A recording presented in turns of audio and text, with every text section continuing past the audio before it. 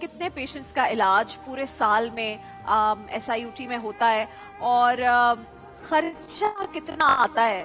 کیونکہ لوگ ظاہر ہے جب ہم بات کرتے ہیں کہ آپ کی زکوٰۃ، خیرات، صدقات، یہ وہ ادارے ہیں جہاں پر آپ کانفیڈنس کے ساتھ بھیج سکتے ہیں، یو نو کہ یہ صحیح جگہ پر لگ رہے ہیں، اچھے کام کے لیے لگ رہے ہیں، تو لوگوں کے ذہن میں سوال بھی آتا ہے کہ جی کتنے پیشنٹس کا علاج ہو رہا ہے، خرچہ کتنا ہوتا ہے ان کا؟ So basically 2025 کا اگر ہم figures اٹھائیں so we treated about 14.5 million people, just treated them. 14.5 million people? Yes.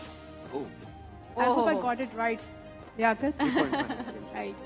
So my numbers are kind of weird. لیکن آپ برداشت ڈیزیز ہمارے کیجیے اتنے گا. سارے لوگوں کو ہوتی ہے. جی بیکاز آپ جب نمبرز کیلکولیٹ کرتے ہیں تو ان کو پتا ہے کہ ہم SIUT جائیں گے، ہمارے ٹیسٹ فری ہو جائیں گے، ہمارا لیب ورک اپ فری ہو جائے گا، ہمیں ریڈیولوجی کے ایکس ریز MRIs ہمارے فری ہو جائیں گے، ہمارا ٹرانسپلانٹ ہو جائے گا. آپ بتائیں کون سا ادارہ ہے جو فری ٹرانسپلانٹ کر کے دے گا؟ فری ٹرانسپلانٹ بھی ہو جاتا جی ہے. کڈنی کا ٹرانسپلانٹ ہمارا فری ہوتا ہے، لیور ٹرانسپلانٹ ہوتا ہے، اور یہ ہم اینڈ تک ان کا ساتھ دیتے ہیں جب تک جن کی Properly heal نہیں جاتا. جی ان کی دوائیاں، ان کے ٹیسٹ اور ان کی انویسٹیگیشنز، ان کو پتہ ہے ہمیں SIUT پہنچنا ہے، کسی طرح ہمارا خیال رکھا جائے گا. ڈاکٹر ساتھی مجھے بتائیے گا جو گردوں کی بیماری ہے اور کراچی میں تو بہت زیادہ it's very common, every other household there is a patient, کہیں نہ کہیں آپ نے سنا ہے کہ آپ کے خاندان میں ہے اور ڈائلسس پر ہوتے ہیں لوگ and every thing.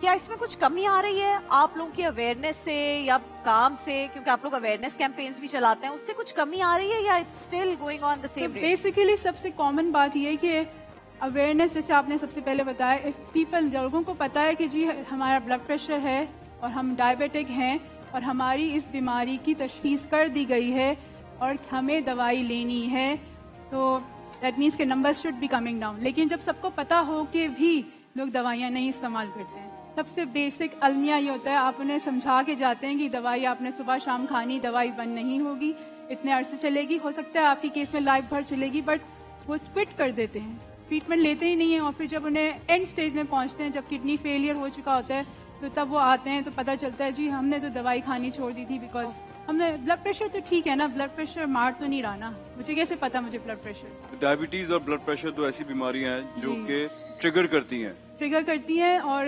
Basically common ہے ہمارے پاکستان میں diabetes, hyper tension, stone disease ہے. ایک کانسیپٹ ہے لوگوں کے دماغ میں اور میرے بھی ذہن میں، اس لیے آئی وانٹ ٹو آسک، کیونکہ ایک بندہ جب ڈائلسس پر ایک دفعہ آ جاتا ہے تو he has to be on dialysis for ever.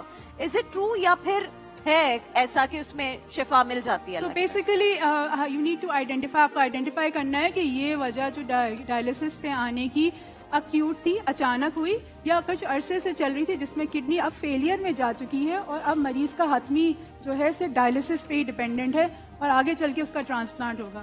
تو یہ ہمارے نیفرولوجسٹ جو ہوتے ہیں، کڈنی کے ڈاکٹرز، وہ اس کی تشخیص کرتے ہیں اور آئیڈینٹیفائی کرتے ہیں کہ پیشنٹ ڈائلسس پہ مستقل رہے گا یا نہیں.